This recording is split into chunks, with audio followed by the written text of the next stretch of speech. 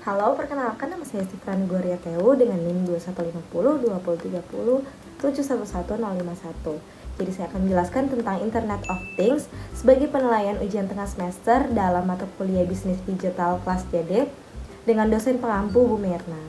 Jadi Internet of Things atau biasa disingkat dengan IoT itu mungkin istilah yang sering kita dengar dengan dalam dunia teknologi saat ini. Jadi Internet of Things itu apa sih? Internet of Things itu adalah sebuah konsep yang melibatkan koneksi antar berbagai jenis perangkat elektronik ke internet. Jadi sehingga itu perangkat-perangkat ini tuh dapat terhubung satu sama lain, dapat berkomunikasi dan dapat mengirim data lewat internet. Jadi kita juga dapat mengontrol perangkat-perangkat IoT ini lewat smartphone, tablet ataupun komputer kita melalui internet. Jadi membuat perangkat IoT ini itu lebih cerdas gitu. Nah, jadi apa sih bagaimana sih cara kerja dari IoT tersebut? Nah, pertama-tama kita tentunya harus memiliki perangkat elektronik. Nah, jadi ada berbagai jenis perangkat elektronik ini. Jadi misalnya lampu, kulkas, CCTV dan lain-lain gitu. Nah, yang paling penting perangkat elektronik itu harus terhubung lewat internet dan memiliki sensor yang dapat mendeteksi dan mengirim data. Nah, tentunya juga karena harus menggunakan internet, jadi kita harus terhubung lewat wifi, bluetooth, ataupun data seluler 4G atau 5G.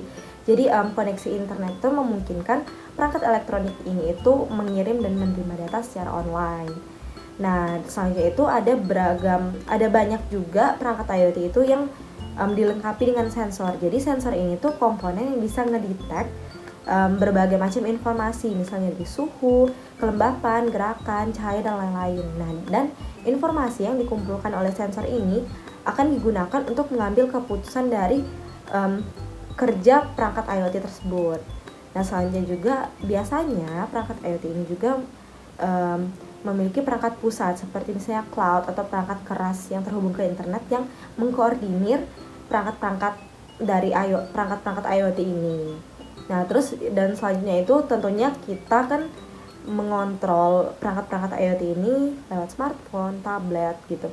Nah, itu biasanya lewat aplikasi. Nah, aplikasi ini yang memungkinkan kita itu berinteraksi dengan perangkat IoT ini.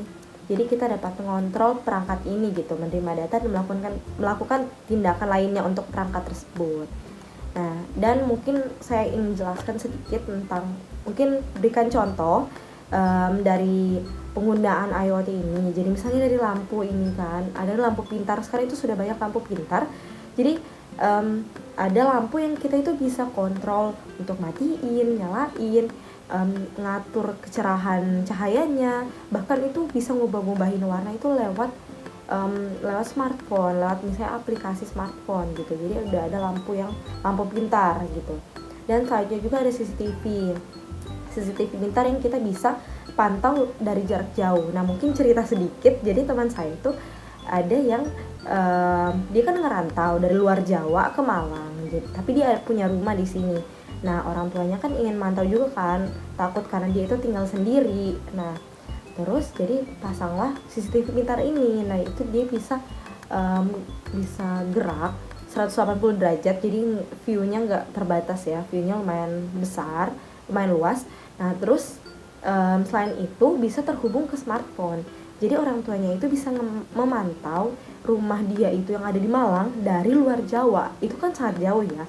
Nah, mungkin kita juga udah tahu ya CCTV kayak gini yang bisa dikontrol lewat smartphone. Nah, secara nggak langsung kita itu udah nerapin IoT ini. Nah, jadi kan misalnya juga kalau misalnya kita ketinggalan barang gitu di rumah, terus kita pasang CCTV pintar ini di rumah kita, misalnya kayaknya laptopnya ketinggalan di teras gitu, terus kita ngecek smartphone kita, bener nggak ya ketinggalan di teras. Nah, ternyata bener ketinggalan. Nah, kita kan secara praktis gitu kan, nggak kayak kita bisa cek dulu beneran nggak ketinggalan, kita nggak harus balik dulu. Terus misalnya kalau kita balik ternyata nggak ada kan, nah kita bisa cek di CCTV-nya itu dulu. Nah, ini perangkat-perangkat IoT itu sangat memudahkan itu ya, jadi sangat praktis gitu untuk membantu kehidupan kita sehari-hari.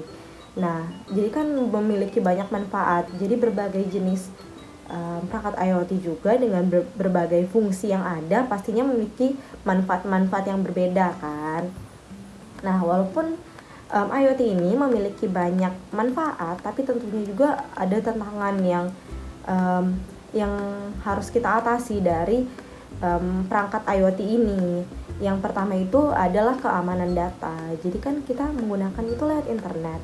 Nah, itu keamanan data kita juga kalau misalnya perangkatnya itu tingkat keamanannya itu kurang, bisa jadi data-data privacy kita juga itu bisa jatuh ke tangan yang salah. Misalnya kan kita ada misalnya data lokasi, aktivitas kita, preferensi kita itu ada di situ, dan misalnya bisa menjadi tantangan target serangan cyber juga kan. Misalnya di CCTV kan lewat internet kan memantaunya. Nah, bisa juga mungkin ada yang bisa ngeretas CCTV itu dan bisa ngelihat view dari rumah kita gitu untuk melakukan kejahatan. Itu bisa aja kalau misalnya CCTV itu tingkat keamanannya itu kurang. Nah, terus juga privacy kita juga bisa digunakan tanpa izin gitu. Nah, jadi dan selanjutnya itu adalah ketergantungan pada internet. Namanya juga ya Internet of Things. Jadi perangkat ini harus terhubung ke internet. Nah, kalau misalnya internet kita kurang stabil, nah pastinya perangkat IoT ini juga kemungkinan besar dapat berfungsi dengan tidak baik gitu, nggak bisa maksimal gitu berfungsinya, atau bahkan mungkin nggak akan berfungsi gitu. Nah, jadi intinya kita sebagai pengguna IoT juga kita harus memiliki pemahaman yang baik dalam perangkat IoT ini, bagaimana cara menggunakannya juga supaya kita dapat menggunakan perangkat IoT ini juga dengan bijak dan dapat meningkatkan kualitas hidup kita. Nah, mungkin itu penjelasan dari saya. Mohon maaf bila ada kesalahan. Semoga dapat bermanfaat. Terima kasih.